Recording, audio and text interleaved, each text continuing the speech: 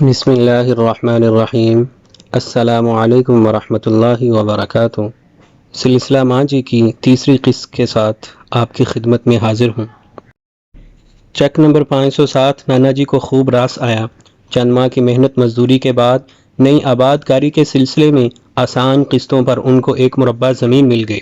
رفتہ رفتہ دن پھرنے لگے اور 3 سال میں ان کا شمار گاؤں کے کھاتے پیتے لوگوں میں ہونے لگا۔ جوں جوں فارغ البالی بڑھتی گئی تو آبائی وطن کی یاد ستانے لگی۔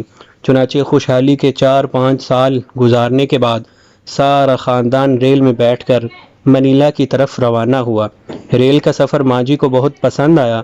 وہ سارا وقت کھڑکی سے باہر منہ نکال کر تماشا دیکھتی رہیں۔ اس عمل میں کوئلے کے بہت سے ذرے ان کی آنکھوں میں پڑ گئے، جس کی وجہ سے کئی روز تک وہ آشوب چشم میں مبتلا رہیں۔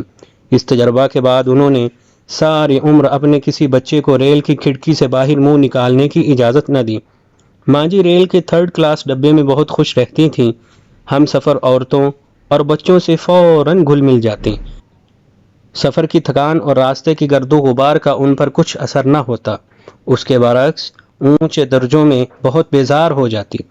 1-2 بار جب انہیں مجبوراً ایئر کنڈیشن ڈبے میں سفر کرنا پڑا تو وہ تھک کر چور ہو گئیں اور سارا وقت قید کی صعوبت کی طرح ان پر گراں گزرا۔ منیلا پہنچ کر نانا جی نے اپنا آبائی مکان درست کیا، عزیز و اقارب کو تحائف دیے، دعوتیں ہوئیں اور پھر ماں جی کے لیے بھر ڈھونڈنے کا سلسلہ شروع ہو گیا۔ اس زمانے میں لائل پور کے مربع داروں کی بڑی دھوم تھی۔ ان کا شمار خوش قسمت اور باعزت لوگوں میں ہوتا تھا۔ چنانچہ چاروں طرف سے ماں جی کے لیے پے در پے پیام آنے لگے۔ یوں بھی ان دنوں ماں جی کے بڑے ٹھاٹھ باٹ تھے۔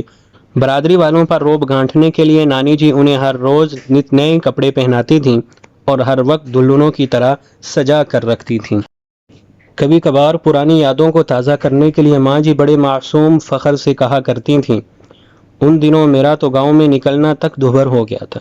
میں جس طرف سے گزر جاتی لوگ ٹھٹک کر کھڑے ہو جاتے اور کہا کرتے، یہ خیال بخش مربع دار کی بیٹی جا رہی ہے، دیکھیے کون سا خوش نصیب اسے بیاہ کر لے جائے گا۔ ماں جی، آپ کی اپنی نظر میں کوئی ایسا خوش نصیب نہیں تھا؟ ہم لوگ چھیڑنے کی خاطر ان سے پوچھا کرتے۔ توبہ توبہ پت، ماں جی کانوں پر ہاتھ لگاتی، میری نظر میں بھلا کوئی کیسے ہو سکتا تھا؟ ہاں، میرے دل میں اتنی سی خواہش ضرور تھی کہ اگر مجھے ایسا آدمی ملے جو 2 حرف پڑھا لکھا ہو تو خدا کی بڑی مہربانی ہوگی۔ ساری عمر میں غالباً یہی ایک خواہش تھی جو ماں جی کے دل میں خود اپنی ذات کے لیے پیدا ہوئی۔ اس کو خدا نے یوں پورا کر دیا کہ اسی سال ماں جی کی شادی عبداللہ صاحب سے ہو گئی۔ ان دنوں سارے علاقے میں عبداللہ صاحب کا طوطی بول رہا تھا۔ وہ ایک امیر کبیر گھرانے کے چشم و چراغ تھے، لیکن 5-6 برس کی عمر میں یتیم ہو گئے اور بے حد مفلوق الحال بھی۔ جب باپ کا سایہ سر سے اٹھا تو یہ انکشاف ہوا کہ ساری آبائی جائیداد رہن پڑی ہے۔ چنانچہ عبداللہ صاحب اپنی والدہ کے ساتھ ایک جھونپڑے میں اٹھائے۔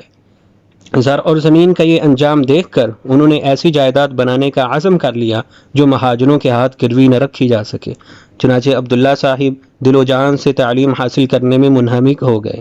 وظیفے پر وظیفہ حاصل کر کے اور 2-2 سال کے امتحان 1-1 سال میں پاس کر کے پنجاب یونیورسٹی کے میٹریکولیشن میں اول آئے۔ اس زمانے میں غالباً یہ پہلا موقع تھا کہ کسی مسلمان طالب علم نے یونیورسٹی امتحان میں ریکارڈ قائم کیا ہو۔ اڑتے اڑتے یہ خبر سر سید کے کانوں میں پڑ گئی، جو اس وقت علی گڑھ مسلم کالج کی بنیاد رکھ چکے تھے۔ انہوں نے اپنا خاص منشی گاؤں میں بھیجا اور عبداللہ صاحب کو وظیفہ دے کر علی گڑھ بلا لیا۔ یہاں پر عبداللہ صاحب نے خوب بڑھ چڑھ کر اپنا رنگ نکالا اور BA کرنے کے بعد 19 برس کی عمر میں وہیں پر انگریزی، عربی، فلسفہ اور حساب کے لیکچرر ہو گئے۔ سر سید کو اس بات کی دھن تھی کہ مسلمان نوجوان زیادہ سے زیادہ تعداد میں اعلیٰ ملازمتوں میں جائیں۔ چنانچہ انہوں نے عبداللہ صاحب کو سرکاری وظیفہ دلوایا کہ وہ انگلستان میں جا کر ICS کے امتحان میں شریک ہوں۔ ناظرین و سامعین کرام، امید ہے کہ آپ کو ہماری یہ ویڈیو بہت پسند آئی ہوگی۔ اپنی دعاؤں میں یاد رکھیے گا۔ ایک نئی قسط کے ساتھ ہم پھر حاضر ہوں گے۔ تب تک کے لیے اجازت دیجیے۔ اللہ نگہبان۔